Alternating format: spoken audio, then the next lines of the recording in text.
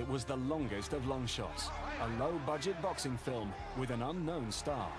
You're less than nothing. Nobody knew who Sylvester Stallone was. You're completely nobody. The script was written in just a few days. I couldn't believe it. Really quite stunning and tender and remarkable. Against the odds, it became a hit. I think anybody who read that script said it's a boxing movie, you can't make money. It even won Oscars and spawned a 6-part film franchise. I don't think anybody expected it to be what it turned out to be, which is a film for the ages. Amazing. That's a victory for every little guy out there. That's all they want to do is go to distance. Rocky wasn't just a hero. He was an icon, a symbol of heart and hope.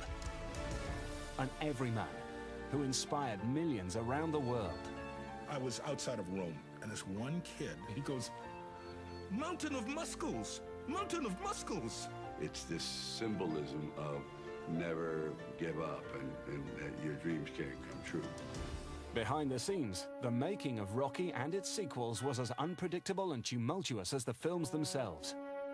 Rocky's hero and creator were one and the same, Sylvester Stallone, an actor and writer who brought to life his fictional alter ego. Both would take a beating along the way. There was a tour de force of hospital visits. I mean, Jesus, they was named the Wing after me. There doesn't seem to be any line between Stallone as an actor and Rocky the character. As much as I like to say, oh, Rocky the character, it's me. As Rocky became a series, both the star and the boxer took on tough odds and tougher foes. From the sequel... It's Apollo.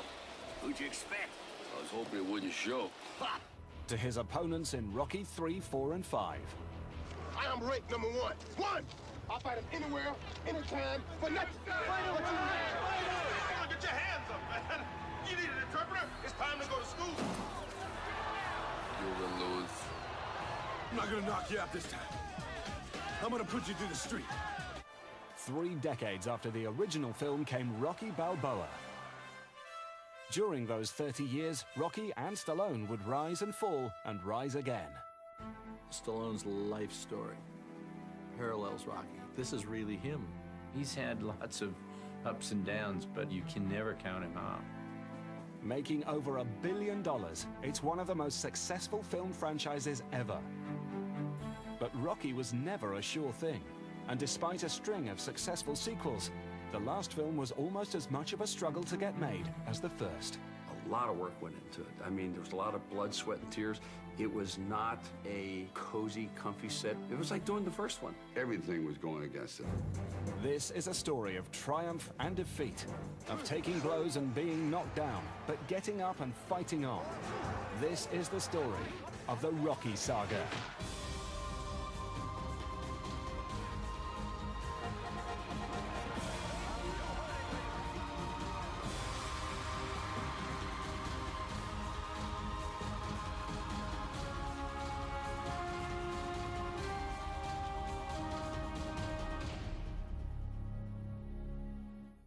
The year was 1976. The Ramones were playing their first gig.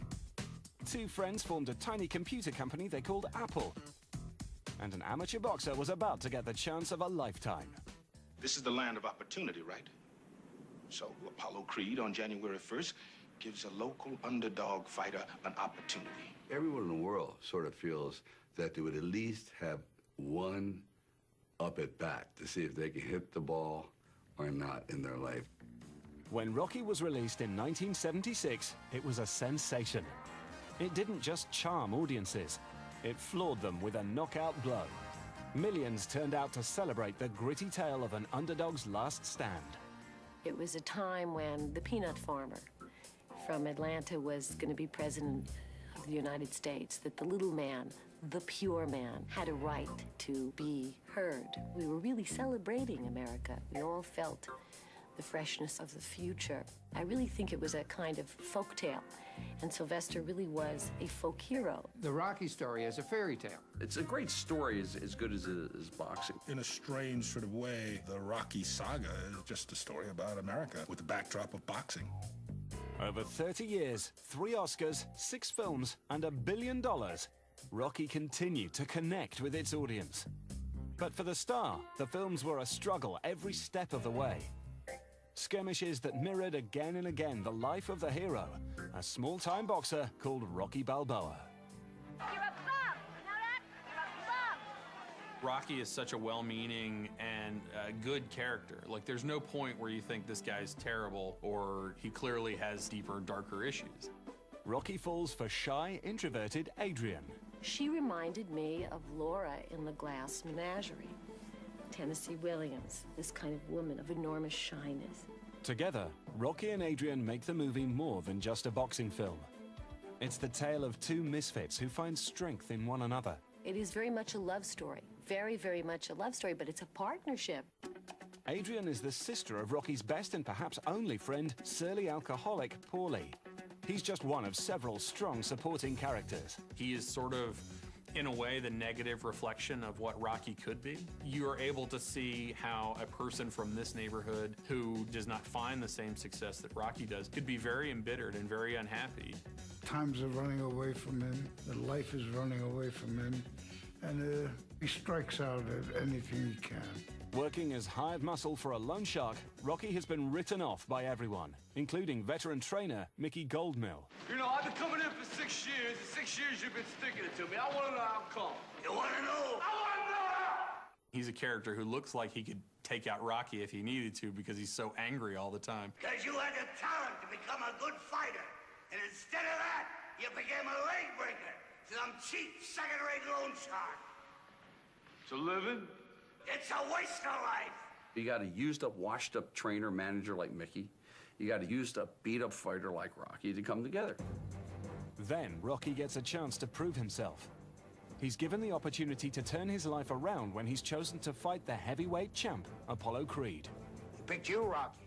It's the chance of a lifetime. You can't pass it by.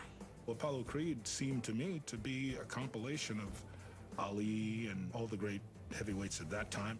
This character was a showman, was a salesman, was pretty bombastic, very smart, articulate, but at the same time knew how to play the game. Against a champion of Creed's caliber, Rocky knows he's got no chance. Because all I want to do is go the distance. This is within my grasp. I can go the distance with the champ. I can't beat him. I can go the distance with life. With the support of Adrian and Mickey, Rocky puts his heart and soul into training for the fight.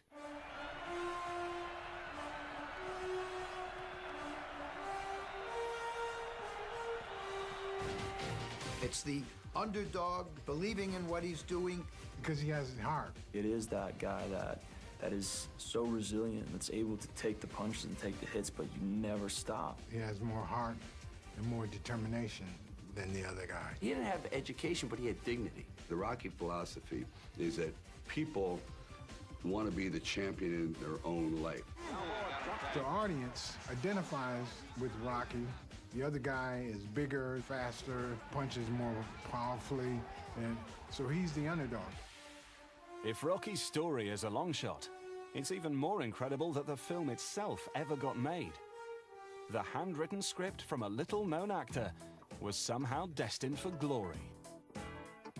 Sylvester Stallone certainly knew the life of an underdog. I wasn't very good at school, and I dropped out of school. I worked in the dock area. I drove forklifts, and I understood the mentality of the real-life Rocky. The product of a broken home in Hell's Kitchen and kicked out of a series of schools, the wannabe actor left New York to try to make it in Hollywood. But it wasn't easy. He was born with kind of a droopy draw and not a perfect way of speaking. Stallone scored a few small roles, from Death Race 2000 to The Lords of Flatbush. But with his wife pregnant, his car broken down, and just $106 to his name, his prospects were bleak. I had to sell my dog. I didn't have money to feed the damn dog. This is a guy who had nothing. I mean, he didn't have 2 nickels to rub together. He also had painted his apartment black. That's how he was living. That was his state of mind at that point in time. At that time, I was looking for some sort of break in the business, and nothing was happening. I was being characterized as dark types, the mugger, the thug. And I thought, well, why don't I take that image and try to write something about the soul of a person underneath the rough exterior. Stallone went to see a fight between Muhammad Ali and a local brawler dubbed the Bayonne Bleeder, a 30-to-1 underdog. And what I saw was pretty extraordinary. I saw a man they called the Bayonne Bleeder who didn't have a chance at all against, the greatest fighting machine, supposedly, that ever lived. Body back, slips a punch to his left. Oh! And for one brief moment, this supposed stumblebum turned out to be magnificent in the fact that he lasted and knocked the champion down. I was a big fan of Rocky Marciano. Then I saw a few fights on TV, which triggered the idea, wow, why don't I play this down and out so-called bum fighter with a name like Rocky and see if that could be a perfect translator for somebody who's never really gotten a break. So out of total abject failure and everything I did in my life, I thought, if I could put this on the page, maybe other people identify with it. Stallone scratched out a screenplay by hand in just 3.5 days. But in taking the idea from the page to the screen, the unknown actor would find there were no guarantees in Hollywood. Then they put in all these clauses. Okay, we'll give you a chance. The movie's going to cost under $1 million. You got 25 days to film it. And if you do anything wrong, if you breathe wrong, if you smoke with the wrong hand, if you do anything, if you drop your fork when you're eating, any excuse, we're getting rid of you. In 1975, with his career going nowhere, unemployed actor Sylvester Stallone decided to create a dream role for himself, a down-and-out boxer called Rocky Balboa. The Rocky saga began when Stallone met producers Robert Chartoff and Irwin Winkler.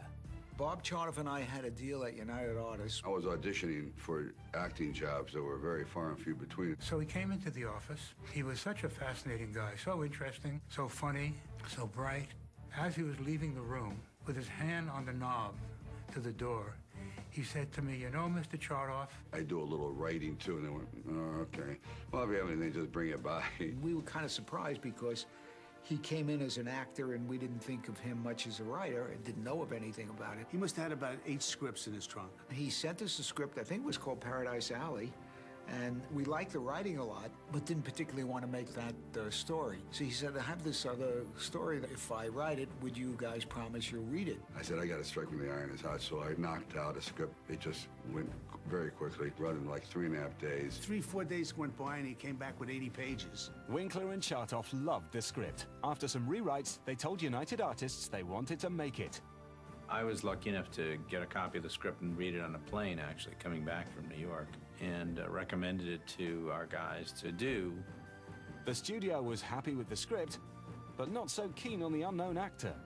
They said, this is great, okay, fine, thank you very much, and leave. I said, no, I have to do this because this is really my story. It's my autobiography, and I'll never get a chance like this ever again. It's like building or tailoring a suit for yourself. It fits you, and you're never going to find that off the rack in your life again. It's just going to never happen. I just said, this is it. I have to go for broke. Stallone insisted that he play the washed-up fighter. He refused to sell the script unless he got the starring role. The script was brilliant, and everybody that read the script loved the script. We had confidence in the script more than him. We just really, really loved the script, and so we said, why not? We'll take a chance. Can you imagine then putting your bet down on someone by the name of Sylvester Stallone if you never saw him or heard of him? It just was, from the point of view of United Artists, a big gamble. That was just through sheer bullheadedness and naivete. I didn't realize how really hard it is to make a living in this business at that point. He wasn't your standard-looking leading guy. He was kind of muscular. He slurred a little bit, good, talk like that. The execs at United Artists weren't sure they wanted to make an expensive boxing film starring a complete unknown. I can't remember the exact number, but I think it came in originally at 2.5 or thereabouts. We thought that was too expensive. When the producers knocked the budget down to under $1 million, it gave them the right to cast anyone they wanted. You've got to go with your instincts. This was a fascinating, intelligent, funny guy who looked like a street kid, and yet he went to school in Switzerland, who had stories to tell and ideas to express that I found very interesting and worth pursuing. Executives Arthur Krim, Robert Benjamin, and Eric Pleskow decided to watch The Lords of Flatbush before greenlighting Rocky and Stallone. As Eric tells the story, he ran the film. Arthur, walking out, kind of liked the film and said, it's strange, that guy's blonde. And Eric said to him, what's wrong with that? He said, Northern Italy, they have a lot of blondes. Italians have blondes, too. They thought Stallone was Perry King. So they bought the picture thinking that Perry King was Rocky. Of the three who was there, Henry Winkler, Stallone, and Perry King, he's the only one that looked like a star who could carry a picture. Their mistake opened the door for the entire Rocky saga. With the lead actor in place, the film now needed a director. A script was passed to John Avildsen, who directed Save the Tiger. An old friend of mine, Gene Kirkwood, told me about Rocky, said it was about this boxing. I said, boxing?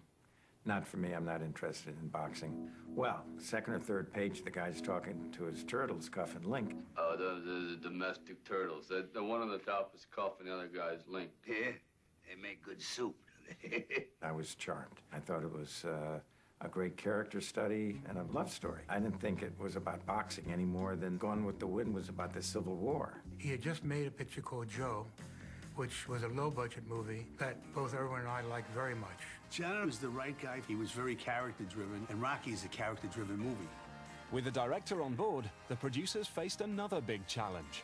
The issue really was on casting, who would be in the movie. Finding the right actor to play the heavyweight champion Apollo Creed would prove particularly difficult. We wanted a real boxer. I wanted a Ken Norton, and then he came in, he was huge at the time. You knew he was big when you could see his veins through his shirt. Another boxer they considered was former world heavyweight champion Joe Frazier. He got in the ring with me, and we started to move around. And truthfully, in 11 seconds, I had 4 stitches, clash of heads. I went, this is not going to work. I need someone not as proficient at smashing skulls. The search continued. Dozens auditioned, including a former American football player. We had been through everybody. Then finally, Carl Weathers walks in like 10 o'clock at night. I walked in at the end of a Friday, as I remember, in typical Hollywood cattle call. And I was introduced to the producers. He's all full of bluster, and you're talking like that. Okay, where am I supposed to sit? And I was introduced to the writer. And I'm sitting back behind the desk just watching this whole thing, and he's reading the lines, and I'm reading back with them, the director's over there. At the end of that, the writer was seated, I was standing. And then at the very end, he goes, I'd do much better if I had a real actor with me, so who's playing Rocky? Because he is guilty. And the writer, as it turns out, was also the star of the movie, Sylvester Stallone. Yeah, so you got to hire this guy. I mean, he's the most arrogant, pompous, incredibly gifted, beautiful. I mean, as the character, it's perfect. For Weathers, the key to playing Apollo was working out how to create the right adversary for Rocky. The job for me was, how can I make him an antagonist without making him a villain? How do I find the humanity in this man? That's what my job is, regardless of whether he's supposed to be the good guy or the bad guy. You dislike him because of what he's saying, but you like him because of how smart he is. He's working it. He knows exactly how far to push him. The role made Carl Weathers an overnight sensation, and his character lasted all the way through to Rocky IV. Apollo Creed became a part of the landscape. Meanwhile, Stallone and the producers knew exactly who they wanted for Mickey the Trainer. I'd written it for Lee J. Cobb, who I thought was brilliant and on the waterfront, and he had the part. And then the director goes, okay, let's turn to page 16 and read. He goes, excuse me? I had Lee J. Cobb come in for the Mickey role and asked him to read, and he became very indignant that he didn't read. He goes, I've done about 60 movies. John said, you buy a Rolls Royce, you still want to drive it around the block. Because the last time I read was for a radio show in 1936. So if you want a disc jockey, you should hire one. I don't read. He looked at Sly, and he said, if I could write like you, I never would have been an actor. And he walked out. Even though I lost a great Lee J. Cobb, Lee Strasberg, Lou Ayres, and all these great characters, Broderick Crawford, but then in walked Burgess, and bingo. He had no problem with auditioning. He came in, and we read the scene where Rocky's thrown out of his locker, and he comes and complains to Mickey. First time we meet Mickey. Came to the end of that scene, and as Rocky turns to walk away, Burgess says, hey, Rock. Well, that's not in the script. Sylvester said, yeah? He said, hey, you ever thought about retiring? And Sylvester said, no, you think about it. I said, great, that's perfect. You got the part. That's just what he would say. The role of Paulie went to a hard-working character actor who'd worked with the producers before. Very young, was in a movie for us called The Gambler. Actually, it was supposed to be a girl. Adrian had a mother, had a Jewish mother, had to change the Jewish mother to an Italian brother who worked in a meat house. Talk about a rewrite. That's a rewrite. Just seemed to be the right guy. He was now more or less part of our stable, and it seemed like a wonderful part for him to play. I was in a commissary in MGM, and all of a sudden this big kid comes. He says, Mr. Young, I'm Sylvester Stallone. I wrote that Rocky. I said, oh, you did good, kid. That's beautiful. That's wonderful. He was very, very unique in the way he walked, and you could see that he had all this strife in his life. Just an unhappy dude, which is what Paulie is, and he represents that guy that's always been left behind. The key role was Rocky's love interest. The casting of Adrian, it was a real odyssey. Originally, it was Susan Sarandon, and then we thought, well, maybe she's too sexy at the time. And then it went to Cher. That'd be kind of interesting, Bette Midler.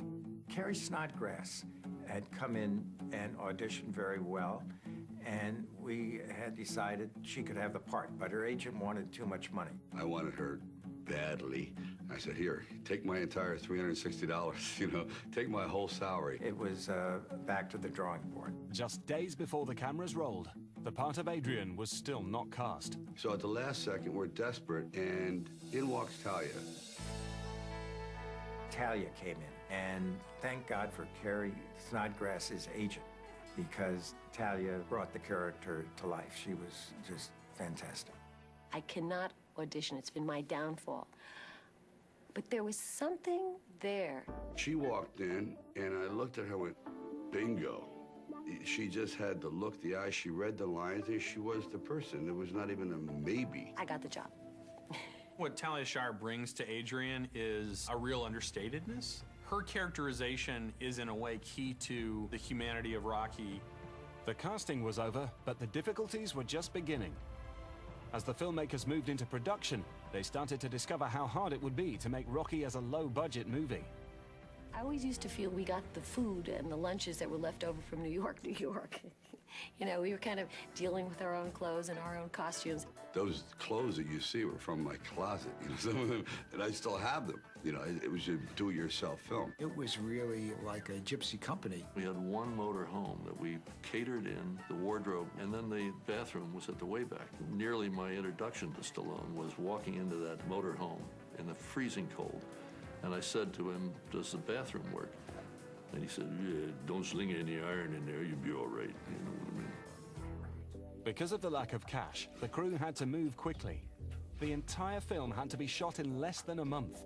When you have a budget of $1 million, you have no time to waste. I believe there was even one day there, we did 60-some setups in one day, and that was like, it was going like that. We didn't repeat a lot of takes. There was little margin for error, but sometimes the limited budget became an advantage. The lack of money caused a lot of good things to happen. We hadn't shot Rocky and Adrian's first date yet, which was about 6 or 7 pages of yakking, and it took place in a cafe. And I had suggested to them that would really be the kiss of death. We decided that we'd take them ice skating. I'm going to have a bunch of extras populating the rink. He said, well, we can't afford all the extras for the ice skating rink. And I said, what if the place is closed? That's why there are no people there. And they convinced the attendant to let them go. Well, hey, I want you to do me a favor. You can see she ain't feeling too good, so if you could let her on the ice, I'd appreciate it. Only for a few minutes. 10 minutes, $10. I think the scene is much more romantic and unique and has a lot more charm than if there were a bunch of people bumping into each other in the background. Two lost souls, alone in an empty rink, barely holding each other up. It would become the perfect metaphor for their relationship. Good. You like the way I skate? Despite the small budget, this kind of authenticity was crucial to Stallone and Avildsen. It was why they wanted to shoot on location. It needed a town that was also an underdog town. Philly was real. It was all still real and unseen. Imagine Rocky not being filmed in Philadelphia. It would have been a total schlocko movie. First of all, we needed to cut corners on the film. And we thought it might be easier to do if we're out of the jurisdiction of various organizations. The idea was to film in Philadelphia as long as we could until the unions found out about it. We were a very, very small group in Philadelphia, and I don't know if we ever would have been caught. Lloyd Kaufman, who was the production manager on the job, made all sorts of stuff happen, and it went very well. I had to do everything kind of quietly, because what if the Teamsters found out? So I was like, no, I don't want to, I don't know nothing. Don't break my legs. Production began in November 1975. It was the first day of shooting a Rocky in Philly. They were looking at a camera shot, and he got down on the ground. He was looking up. He took a sigh. Now he has to do it. He goes, this is it. If I don't do it, it'll never happen again. Stallone hadn't realized what he was letting himself in for. Almost immediately on location, a small training montage took on a life of its own. There was just a few things in there, punching the bag and hitting the heavy bag and jumping rope. I went, that's it? Like, oops. I said, wow, why don't we use Philadelphia? The little montage became an epic series of shots around the city and one of Rocky's signature moments. We did scores of them running around chasing Stallone as he worked out in pre-dawn, you know, up Broad Street, across the railroad tracks, past the old ship, the Moshulu. We ran for miles, everywhere, up and down hills, and none of that is choreographed. We see, hey, that's interesting. You're in the middle of Philadelphia is a sailing ship. Just jump out and run. Okay, fine. And when you look at that shot of him running alongside the ship, he is fast. I mean, he put on a burst of speed there. We were in a van, looking out the side of a van, and can I say, holy... That's what the driver said when he saw this. It was good. Sylvester was in great shape, and he was very athletic. He, you know, didn't mind running around a lot. As athletic as Stallone was, what really elevated the training sequence was the iconic music. Music that almost didn't get made. A minuscule budget meant several established composers turned down the project. They turned it down because it was a $25,000 package deal. The whole budget was like under $1 million, about $950,000. The music budget was $25,000, all in. $25,000 for everything. You pay for the musicians, the studio, the tape, the parking lot attendant, everything. And you get to keep whatever's left. Bad as it was a deal young composer Bill Conti couldn't refuse. He worked fast, with some real creativity when it came to making ends meet. The way you make it worthwhile is that when the director says, well, are we going to see the movie? I says, I'm so sorry. I couldn't afford a projector and a projectionist. So no, we're not going to see the movie. And then to the musicians, when we said, all right, we're going to rehearse this. All right, you ready? Take one. Can we hear it back? No, it was very good. Let's move on. So in 3 hours, we did all of Rocky. With so much on the line, it was a valuable 3 hours. I'm supposed to make you think, even though I know the end of the movie, that he has a shot. Everyone in the audience has got to think, this guy might have a shot at it. So it's the emotion, and if I get it, you get it emotionally. If I fail, then you don't. I think the combination of the training footage with Bill Conti's score cannot be overestimated in terms of connecting the audience with this underdog story and really giving a huge cinematic quality. So I did about a minute. I had dun-da-da-da and a da-da-da in a faster kind of way. I said, you got to make it a little bit longer. He says, man, I need another 30 seconds. I shot about 5 miles of Sly doing one-arm push-ups and medicine balls. Could I have another 30 seconds? So it kept growing and growing. By the end, of course, it ended up being what it is. It sounded great. I said, you know, you ought to put some lyrics to this thing. This sounds like a song. We had lyricists on the project, and John says, well, can't we say something? I says, well, we've hired 2 lyricists. You can say anything you want. So he thought, okay, and that's how Gonna Fly Now came to be. One final ingredient was needed to lift the training sequence off the ground. A cutting-edge new piece of equipment invented by cameraman Garrett Brown. When we shot that in Philly, all the running around, there wasn't a name for it. It was quite a contraption with a little tiny green screen, all sorts of wires and things hanging off it. It looked like a monster, a beast. It had all these washers and nuts and bolts and ropes hanging from it to create the balance. It looked like a crowbar with a can. It was savage looking, heavy, loud, but mobile. It became known as the Steadicam, and it revolutionized the way moving camera shots were made. I had a magic carpet for the camera, you might say. I mean, I had a one-of-a-kind machine that would let you run and climb stairs and so on, and do all the things you could never do handheld. and it looked like a dolly shot. Prior to Brown's creation, getting smooth camera moves over distance required lots of time and money, which Rocky didn't have. In a world ruled by dollies, you laid rails outdoors. You either were on a crane and armed out, or you saw the rails. I think people in the business were more startled by it than the average audience, but I think the audience got into it for what it was, which was kinetically joyous. The Steadicam not only enabled the crew to move quickly, it gave the film a unique look. First of all, technologically, what you could do with that relative to a large camera that you've got to put on a dolly or handheld, it's, you know, going to be sort of shaky shots. So it was just a phenomenal tool. I did the meat locker sequence, which is still one of my favorites. All, you know, technically impossible stuff. No dolly could possibly have woven through those big sides of beef. Everywhere I would go, we'd jump out of the car. Garrett would come out, and he was 6'6", and he was at one with this camera. Think of the shot in the Italian market where he's running up the street.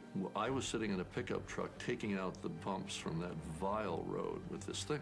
And that was the first usage of Steadicam, or early usage of Steadicam. John Avildsen always wanted to be on the cutting edge of technology. On the emotional level, I do think that the nature of those shots contributed to people's feelings about the movie. Rocky was a startlingly good idea and startlingly new.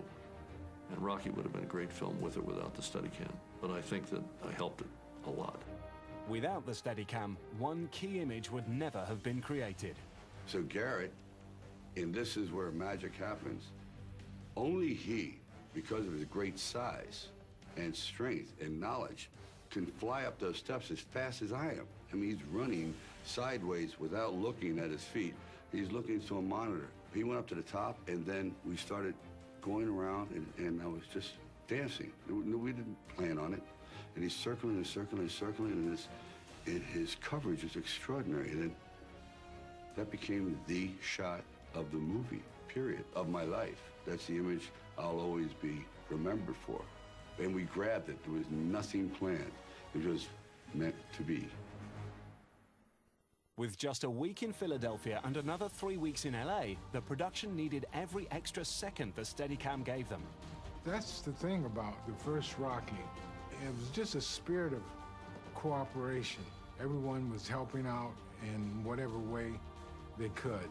But as time pressures began to mount, tensions did too. I said, I'd like to have Carl Weathers come out of the corner and throw 4 right hands right away. And the man became outraged. The stunt coordinator, he goes, won't happen. I go, why? He goes, I refuse. And he quits. He quits. I went, oh.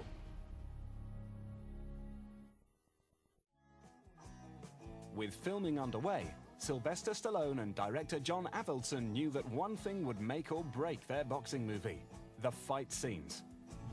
But there was a problem. Neither Stallone nor his co-star Carl Weathers knew how to box. And I asked Carl, after he met with Sylvester and Irwin and everybody, I said, do you have any boxing? Of course I had. Oh, yeah, I got all kinds of... I was an actor. You always lie and say yes, you know?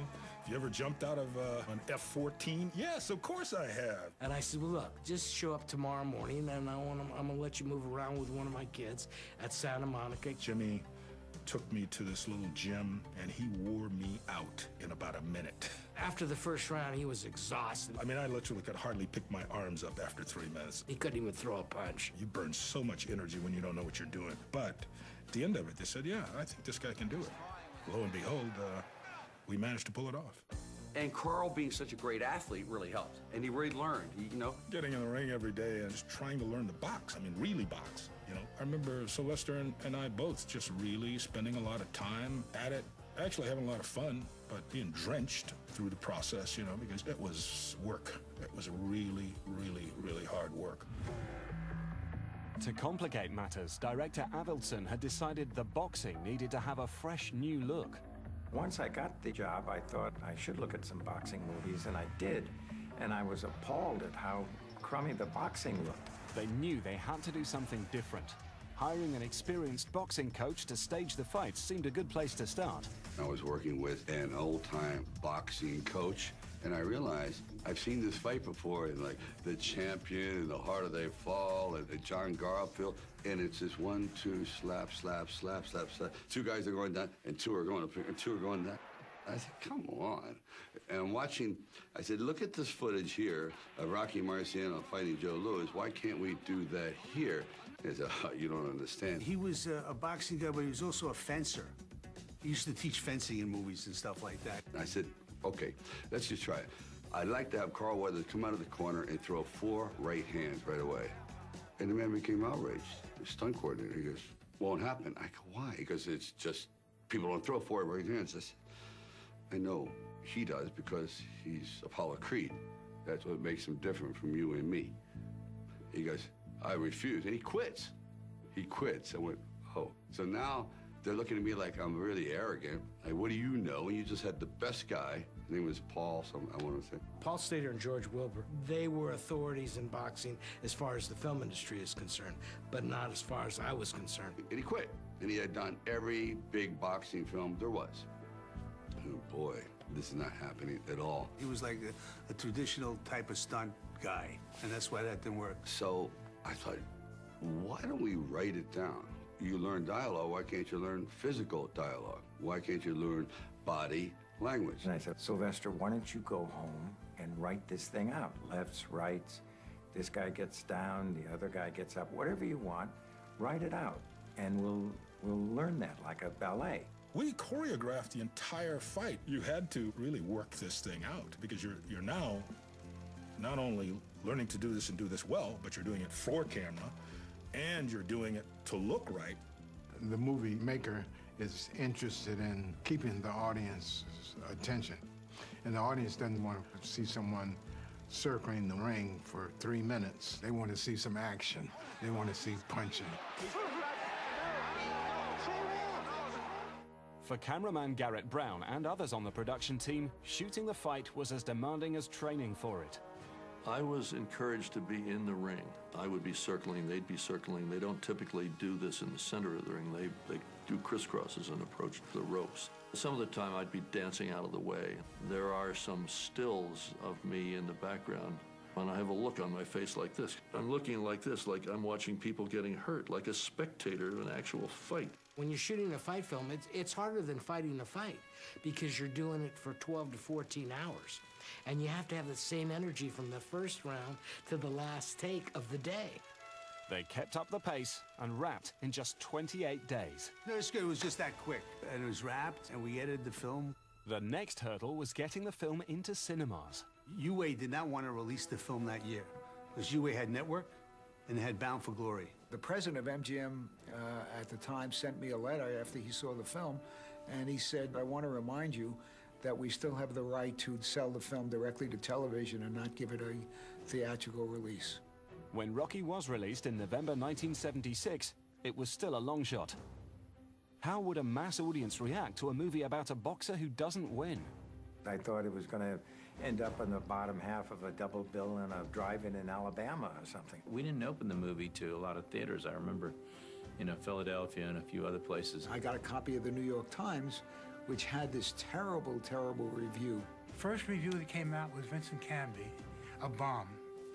Thumbs down. He hated the movie.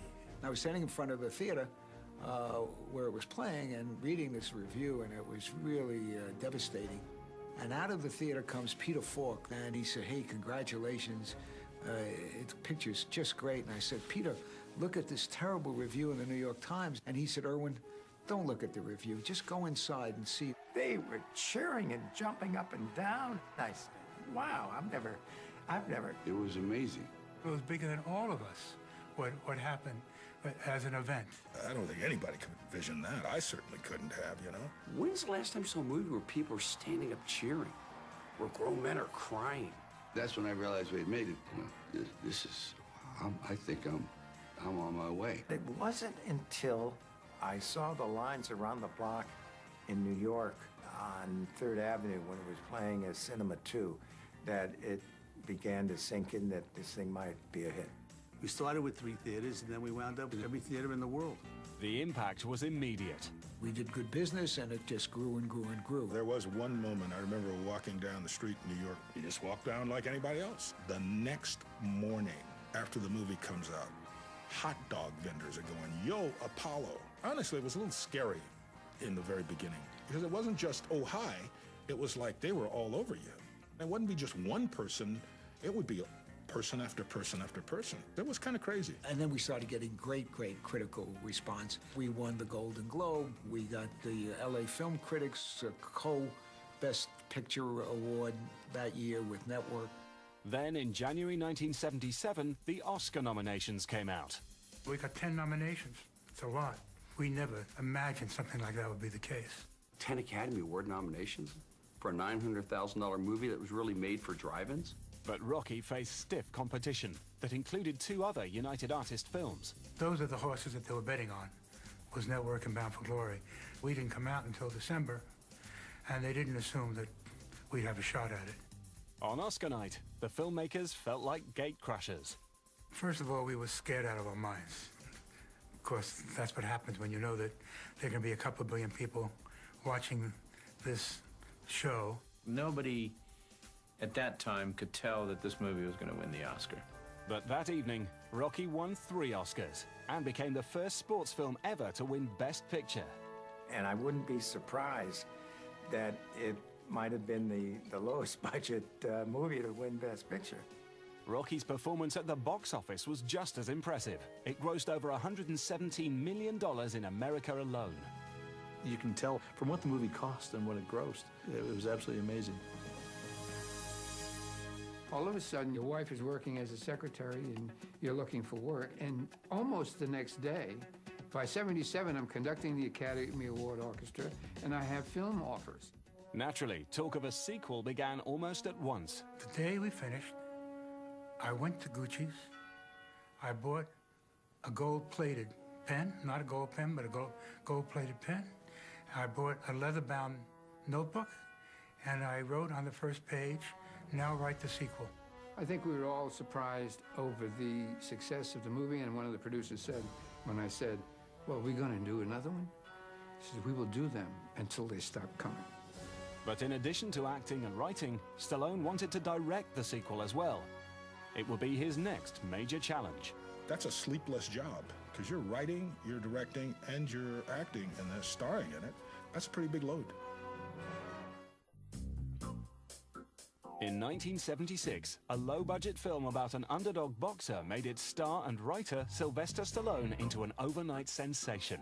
My God, I made it. I made it, Ma. Top of the world. All of a sudden, it was like, boom. There wasn't anywhere we could go after Rocky came out that people weren't screaming and yelling for him and following him. It was a phenomenon. Everybody was talking about it. It was the movie of the year, to say the least, and of course they're going to make a sequel. The studio at this point was very anxious to make another Rocky. We were very anxious to make a movie called Raging Bull.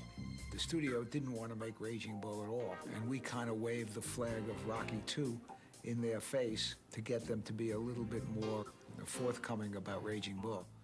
I dare say if not for Rocky, there'd never be a Raging Bull. After Rocky's success, Stallone and his manager wanted a bigger paycheck.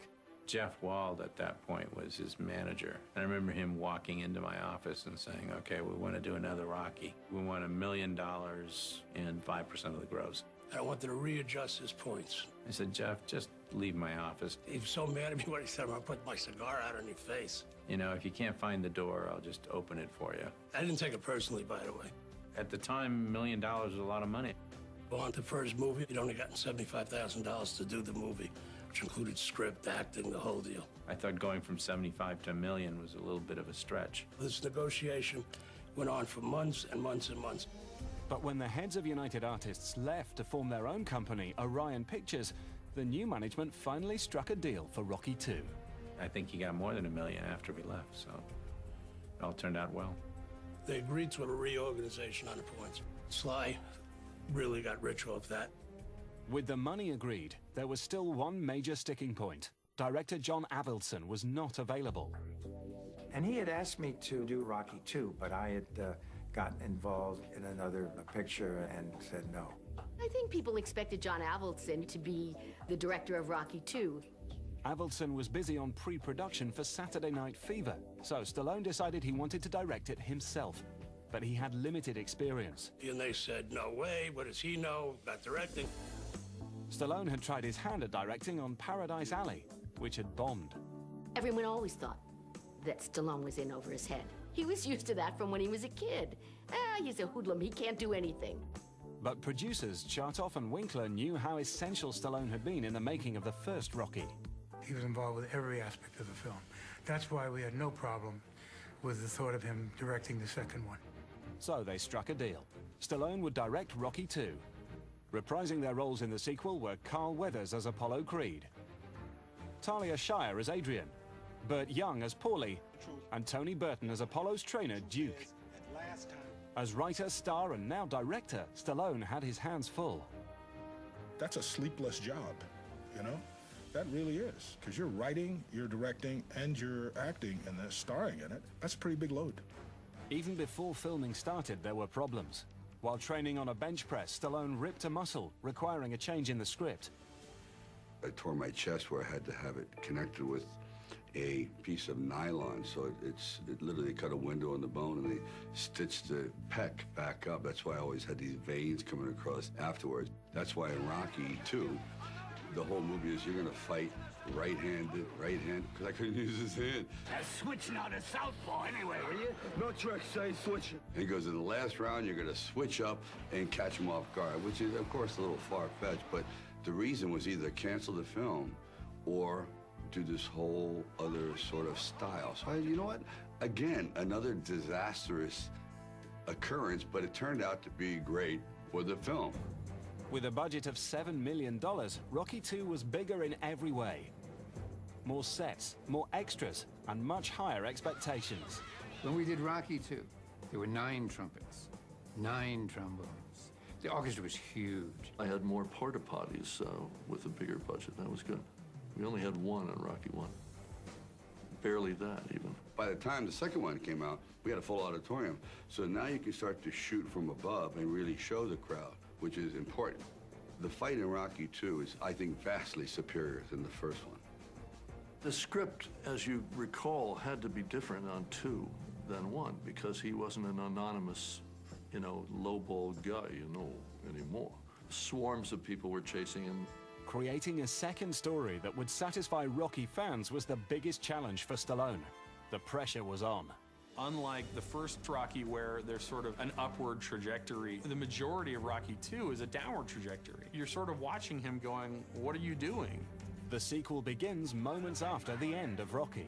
Apollo, feeling his win should have been more decisive, challenges the boxer to a rematch. Any place, any time. Rocky, a rematch. Rocky accepts Apollo's challenge and throws himself into training.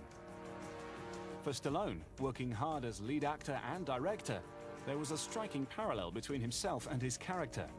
Just like Rocky, Stallone was driven to prove that he wasn't a one-hit wonder. The epic finale drove home the truth that neither Rocky nor Stallone were down and out anymore. But one aspect of the ending posed a huge challenge for the new director.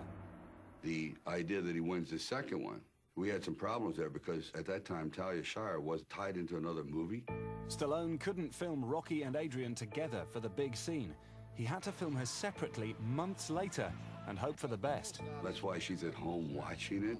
But again, it worked out great because at the very end of the fight, when Rocky goes, "You're Adrian, I did it through the TV." Yo, Adrian! I did it! Even I get misty. Rocky II went on to become the second highest grossing film of 1979, earning over $200 million worldwide. It was a TKO for Stallone. The fact that he was triumphant at the end of the movie only prompted people to want the next installments even more so than they wanted Rocky II. It was no wonder that Stallone became caught up in his own celebrity, living in the glare of the spotlight. So here's a guy who grew up, wasn't part of the mainstream. Suddenly everyone was telling him, you are the handsomest, most talented, sexiest guy on the planet. It's overwhelming to have that many people saying, you're great, yes, yes, yes, yes, yes, to anything you wanted.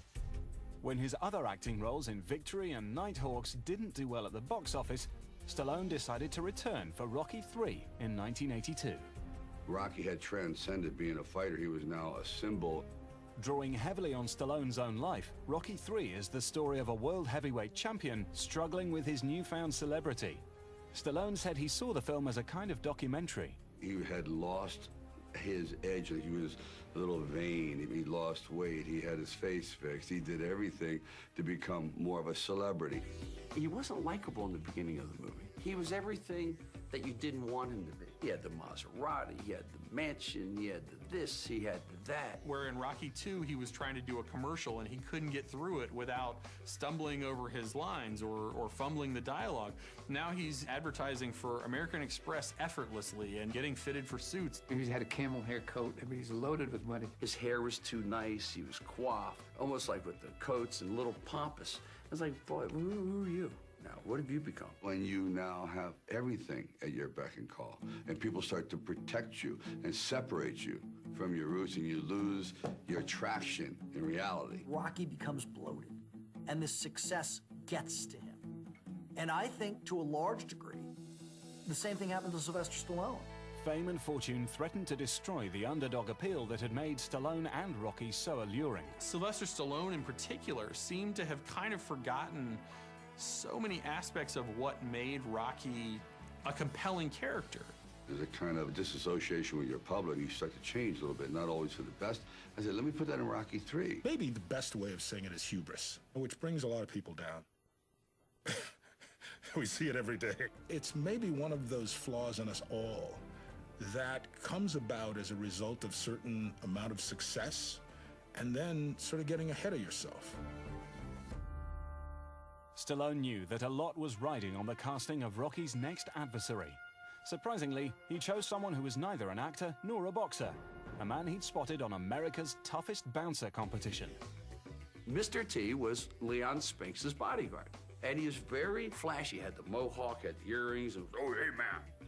Mr. T's role as the fierce young boxer Clubber Lang was supposed to be a small part, but it kept growing. Mr. T, had something. He had that charisma, that larger-than-life, that X factor, whatever it is that makes the camera like you and transfers your energy to the audience. I think that's very important. But getting the fast-talking, streetwise Mr. T to work with a professional film crew wasn't easy. Well, he kind of had a reputation for being tough, whether he was a guy from the streets or not. I don't know. He wasn't really, at that point, an actor. I didn't think he was much of a fighter, and he didn't act like much of a fighter. Stallone decided to make their first fight short and brutal. By the time we got into Mr. T, that's where it really became more difficult, because I said, let's cut it down to 3 rounds. So it had to have as many punches, if you follow a mathematic code, as last fight, which was successful. Now you can't shortchange people, but you got to jam in that many punches into 3 rounds as opposed to 15 rounds. The fight had to feel authentic. You wanted it to look like a fight. And that meant training. With Mr. T, that didn't work. Whatever kind of punch he wanted to throw, that's what he did. He never listened.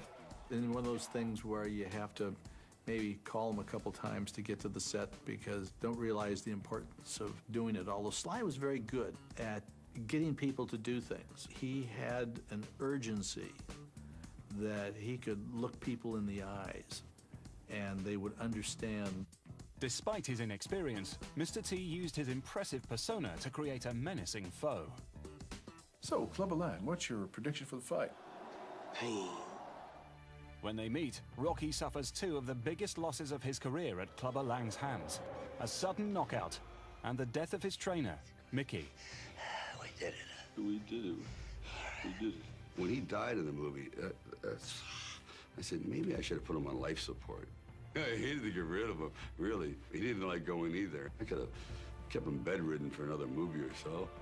After these losses, Rocky needs help. Enter former antagonist Apollo Creed. Got to get that look back, Rock. Eye of the tiger, man. Eye of the tiger, come on. And eventually he lost, quote, his eye of the tiger. A tiger is one mean animal. You throw that tiger in the ring with any other cat, and he will make mincemeat out of him. That means the killer instinct. Eye of the tiger. I've been walking around with that saying in my mind since 1970. I just heard it somewhere. I said, eye of the tiger. 15 years later, I used it. After a pep talk from Adrian, Rocky is reinvigorated. Apollo thinks you can do it. So do I. But you gotta want to do it for the right reasons. The training would make Rocky leaner than ever before, and Stallone too. He reportedly slimmed down to just 2.8% body fat. He risked to get so cut up in Rocky III, they actually got sick. You can't hold 3% body fat for that long. You go into cardiac arrest. Rocky finally manages to outbox Clubber Lang and reclaim his title. Rocky III seemed to have taken both Stallone and his hero to the limit, but it wouldn't be long before both were pushed even further. It was brutal. Let me tell you, those shots, I ended up in the hospital for 5 days. By the mid-1980s, the Rocky sequels had become an accepted and expected part of popular culture. Stallone had branched out into other films, from Rambo to Rhinestone, with mixed results. But a new Rocky sequel seemed like a sure thing. There was only one problem. How could he avoid telling the same story? Well, how are you gonna make Rocky again? How are you gonna equal that character? And you're all wound up and you're trying to, how can I top the last one? How can I top the last one? Stallone decided to set it against a Cold War backdrop of United States-Soviet tensions. Rocky IV would find the Italian stallion battling not just another boxer, but world politics. A superhero fighting on a global scale. IV was a whole nother animal. That was bombastic, is what that was. It happened with Joe Louis when he fought Max Schmeling.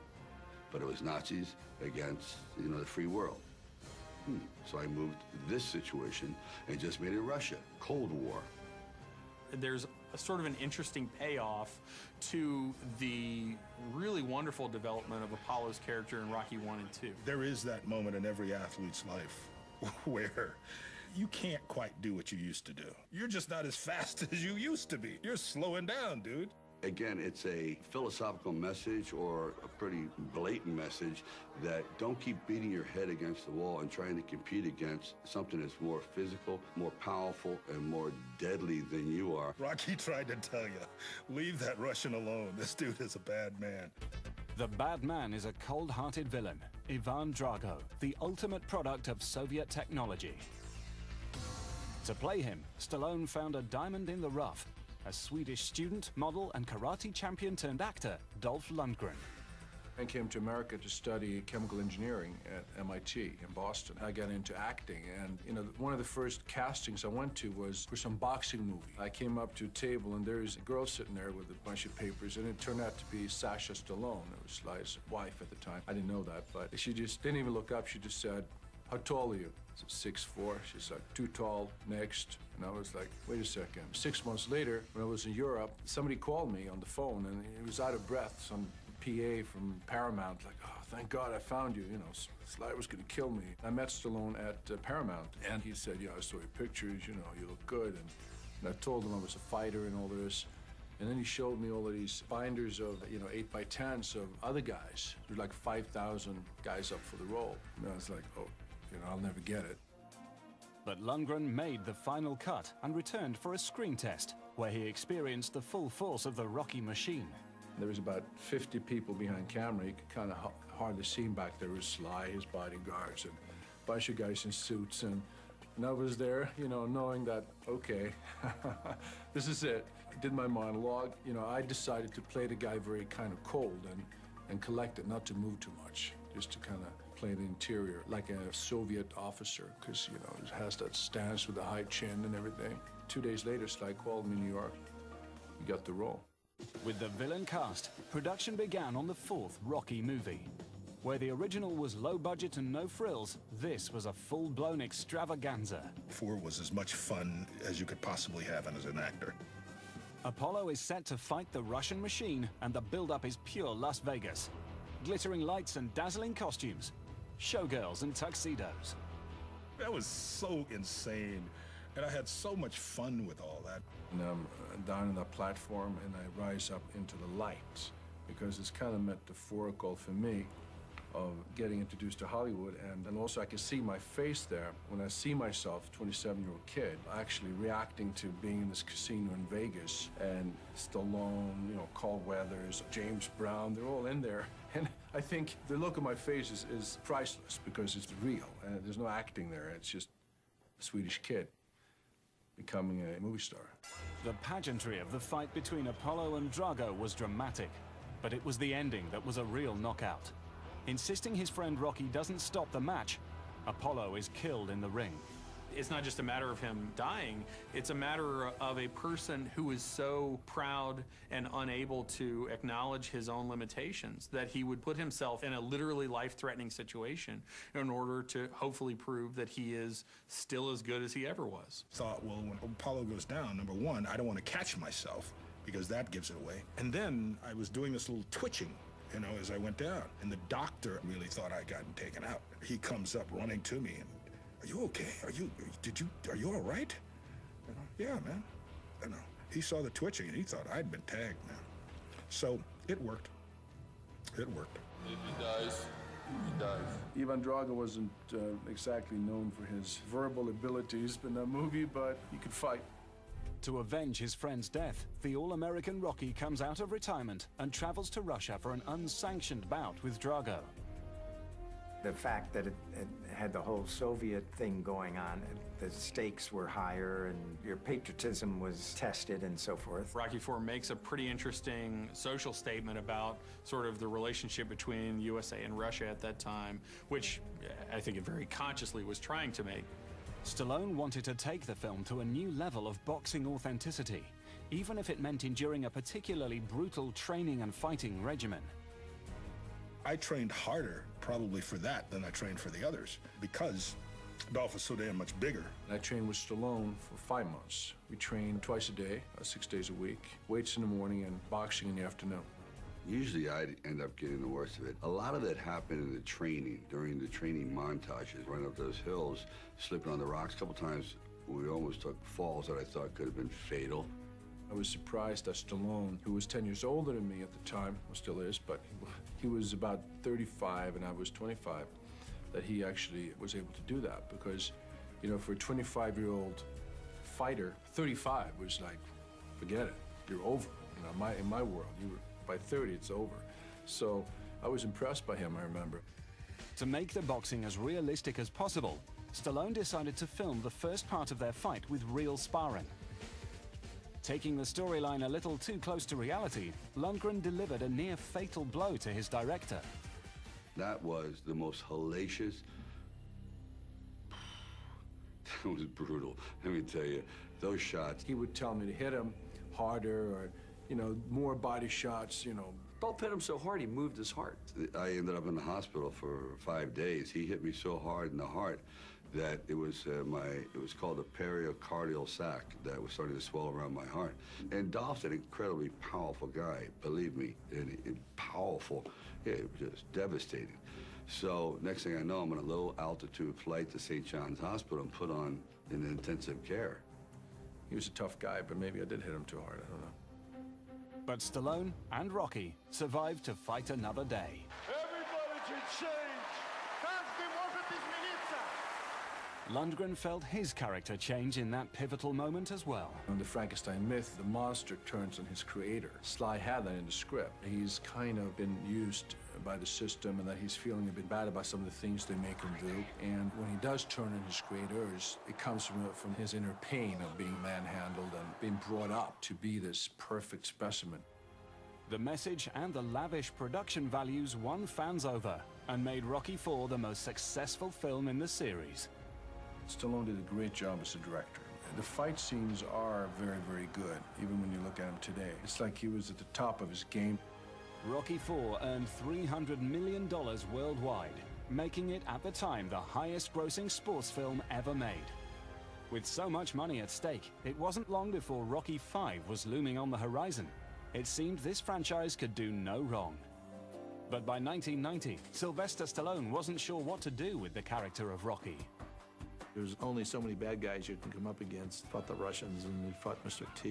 You had to keep thinking of new approaches. And the audience wasn't sure it still cared about the superhero boxer. Honestly, I think by 1990, audiences had just tired of Rocky. I mean, he'd been around for almost 15 years. Stallone and his hero were both facing long odds at the start of Rocky V. Both were former champions, now well past their prime. Was anyone still in their corner? And I think film fans felt burned on Rocky IV, had tired of Stallone to a degree. So they summarily rejected Rocky V. Rocky V was an attempt to reset the saga and return the character to his roots. His fortune gone, Rocky brings his family back to his old neighborhood. Unable to box due to injuries, Rocky takes on a young protege, Tommy Gunn, played by real-life boxer Tommy Morrison. So far we've had 1, 2, you've had Carl Weathers, 3, you had Mr. T. He goes, I need something different, just to change it up a little bit, again. So I said, man, I've been seeing this kid coming up on ESPN. This guy's like knocking dudes out straight. I mean, he can bang, good-looking, handsome, blonde-haired kid. Tommy Gunn later turns against his mentor, and the two face off, not in a climactic boxing match, but in a vicious street brawl. I ask most people, the die-hard Rocky fans, I go, why don't you like Rocky V? Because he didn't fight in it. It was a street fight. He didn't fight, you know, in the ring. That's what bothered a lot of people. He had fought in the ring 4 times. I thought this was a really good idea, fighting in the street. It was interesting, but I think it was anticlimactic compared to the other fights, and that was a mistake on my behalf. I thought it might have worked, but once I saw the fight, I went, no. There's a certain kind of pageantry. The fight wasn't the only innovation. In an effort to recall the grittiness and magic of the original, Stallone and the producers brought back the Oscar-winning director from the very first Rocky. He wanted to recapture lightning and ball, and he hired John Avildsen. Avildsen had gone on to direct the popular Karate Kid trilogy, but he'd never again reached the dizzy heights of the first Rocky. Sly felt he just didn't want to work that hard. And so the natural guy to bring in was Avildsen. I think he just didn't want that much responsibility. I think he was very active at that point, making quite a few films, and didn't want to spend 9 months of his life in a post-production editing room trying to figure out how to put the pieces together. It's a different time, it's a different vibe. You know, everyone's older, and the movie just didn't work. It just didn't work, and it was very disappointing. Time. By the time you get to a 5th film and you have him mentoring another boxer and trying to ease Rocky, much less audiences, sort of out of the world, the superheroic world of Rocky 3 and 4, I think they had just tired of it. But Avildsen believes the film ran into problems for another reason. He loved Stallone's original script, which called for a risky and potentially powerful conclusion. It was going to end. At the end of that, Rocky dies. A beautiful scene. He takes this beating from Tommy Gunn and with his head in Adrian's lap, and he's gone. I thought this was going to be the end. I thought Rocky's going to die. And it was incredibly depressing to write. In Hollywood, it's probably a bad idea to kill off a character that's as iconic as Rocky. He was going to go out that way in somewhat of a blaze of glory. And he was going to die on the steps of the museum. About 2 weeks in, the head of the studio calls, and he says, oh, by the way, Rocky doesn't die. I said, why not? He said, well, these people don't die. James Bond, Batman, Superman, they don't die. The studio got its way and kept Rocky alive. Avildsen believes this undermined the movie. When you took that away from the story of the guy dying, what, you're not going to go and see Rocky die? That's an event. But if he doesn't die, there's no event. It was like a Shaggy Dog story. It was very unsatisfying. Instead, Rocky wins the street fight against Tommy. The boxer survived, but Rocky V was a critical and financial casualty. The dilemma with Rocky V, to a large degree, is that he left the ring. Expected to be one of the big hits of 1990, Rocky V earned only $40 million in US box office sales. For Stallone, this came as a shock. He'd wanted to return the character of Rocky to his roots, but the actor himself was a long way from where he'd been in 1975. I just don't think he can go backwards. Some felt Stallone was distracted during filming. They wondered if he'd lost his passion for the role. Sylvester wasn't a starving actor anymore. He had a line of people waiting to sell him things, do things for him, and it was hard to find the time to shoot the movie. So it wasn't the same thing. And I've always told him, I said, every time you direct your own thing, it always works. Every time you try to bring someone else in because you want to go out and play golf, it doesn't work. I kind of think he thought the 5th one was the end of it completely, you know? And so he really didn't give his heart like he gave the other pieces. Whatever the reason, for its creators, its hero, and its audience, Rocky V was a low point. I don't think anyone's ever been disappointed in a Rocky movie, other maybe than Rocky V. Rocky V was the inevitable downside. I just think the Rocky V script wasn't as good as the others. I think some of those movies were made to get paid. Everybody grabbed for the money, and we all went our way with a couple of dollars. Clearly, like its hero, the franchise was not invincible. Given the critical and commercial failure of Rocky V, it looked as though the saga had come to an end.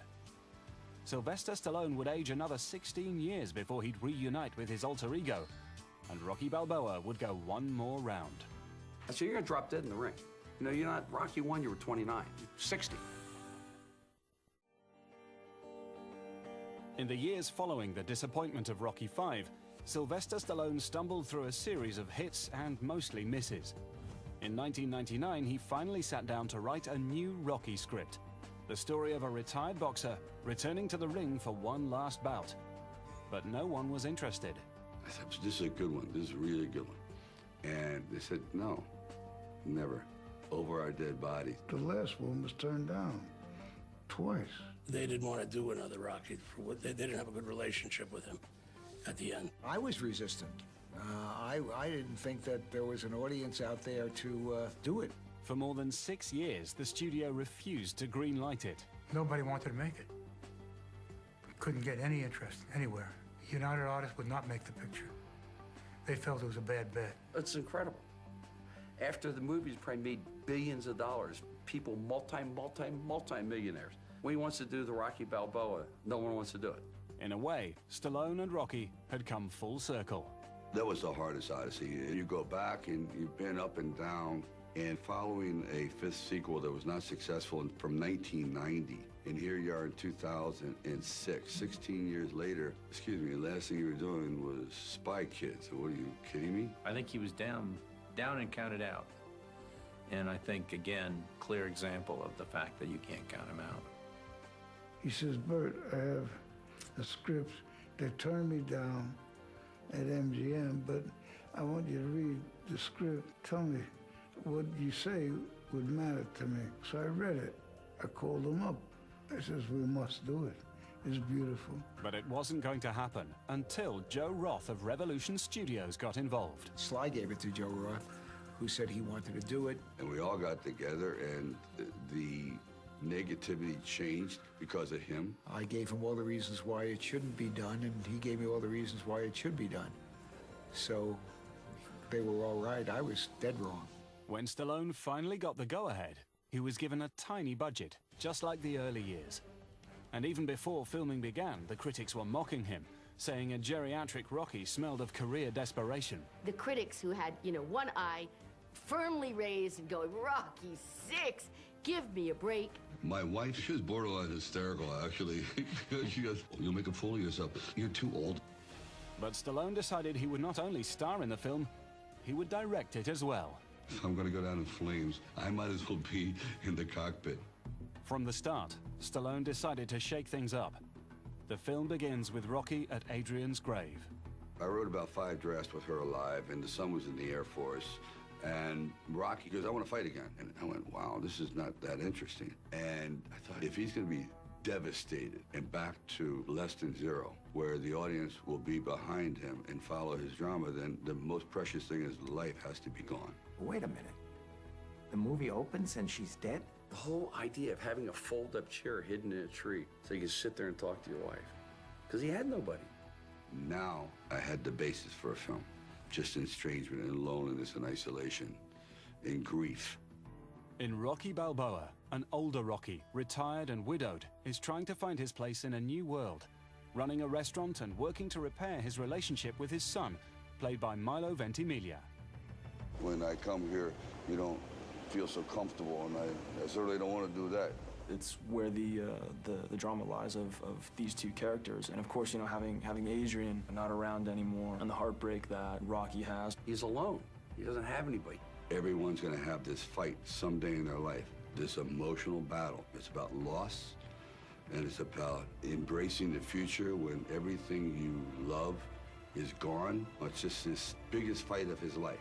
When offered an exhibition match against champion Mason the Line Dixon, Rocky agrees to fight. And I think it was also a metaphor for him. Yeah, hey, I'm not done yet. For Stallone, this comeback tale had personal meaning. The story of an older guy coming back in had resonance. It was about defining what age is and when somebody's finished or not finished. But neither Rocky nor Stallone knew what they were getting themselves into in the lead-up to the fight against Mason Dixon, played by real-life boxer Antonio Tarver. The last one was, oh my God. So you're gonna drop dead in the ring. Rocky 1, you were 29. You're 60 years old, you're gonna have a heart attack. I mean, they're doing like 30, 40 setups in the ring with Tarver. The pace and punishment were grueling. The last one, I cracked the vertebrae in my neck.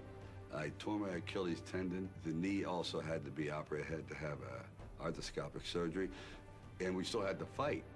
The whole training, I'm walking around with this boot. But it turned out I got in better shape doing that. Normally, because of just the strain of limping around like that. I said, geez, my legs are in great shape. I never had to, I should have broke my foot a long time ago. Every time there's a problem, it's good luck in a Rocky. Every time it's a perfect shoot, it ends up being rhinestone or something my mom would shoot. So, you know, keep that beatings coming, folks. Stallone decided that this was going to be his most authentic fight scene ever.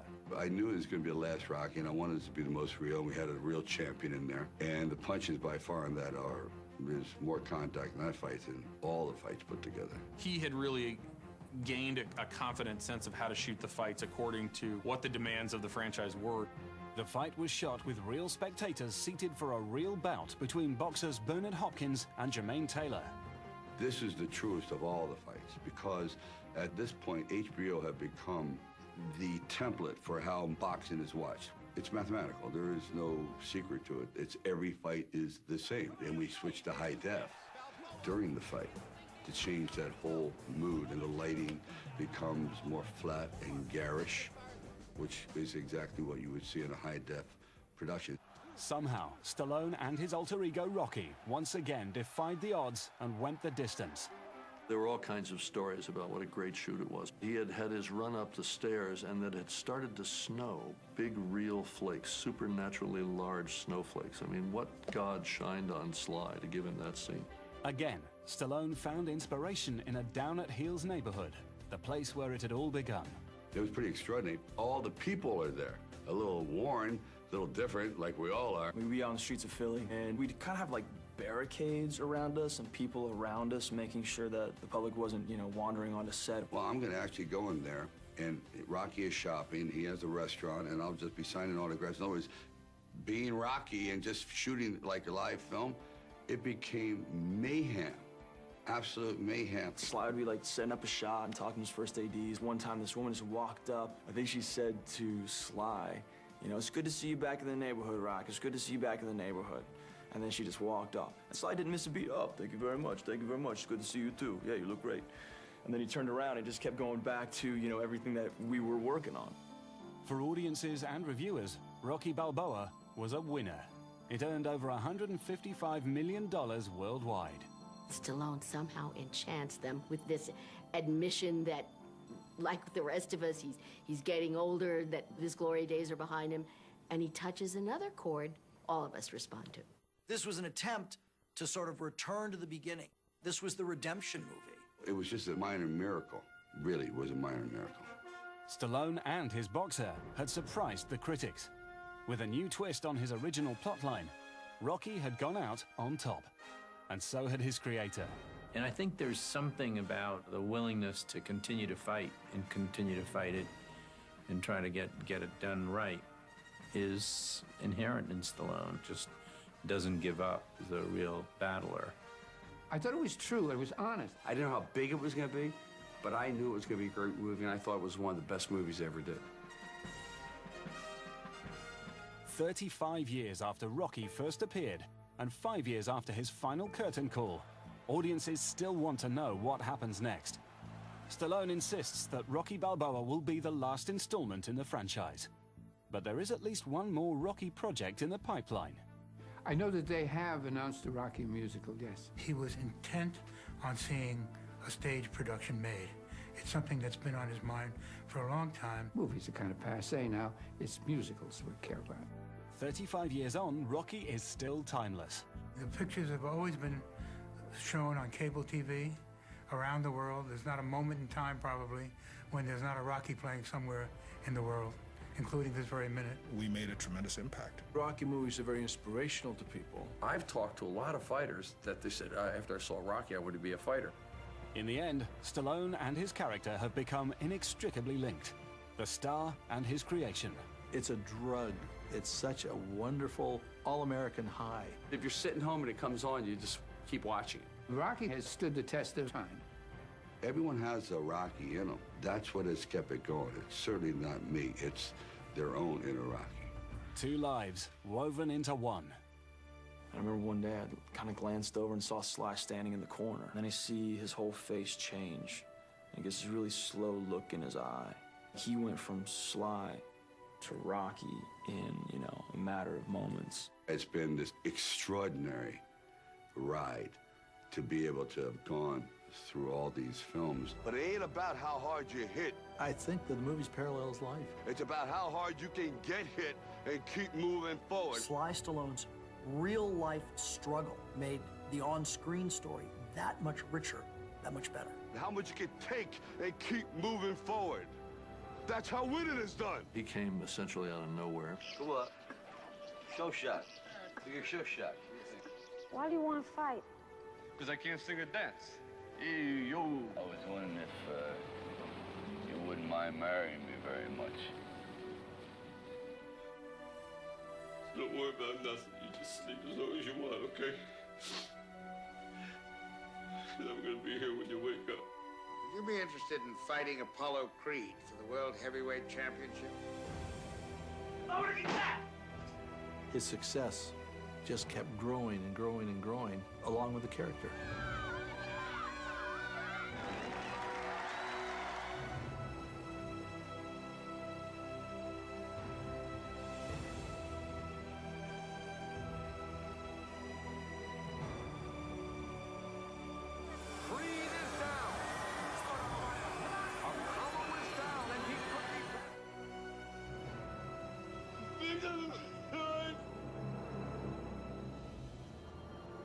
You know, I could have done nothing without you.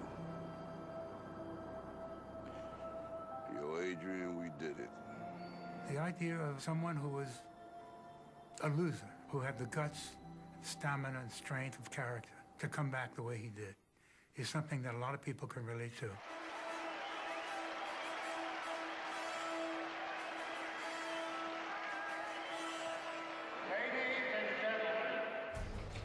Go for it. In the ring and in real life, Rocky and Stallone. As much as I like to say, oh, Rocky the character, it's me. I mean, it's basically who I am in a lot of ways, because you can't fake it for 30-some years. It's a message of endurance and heart.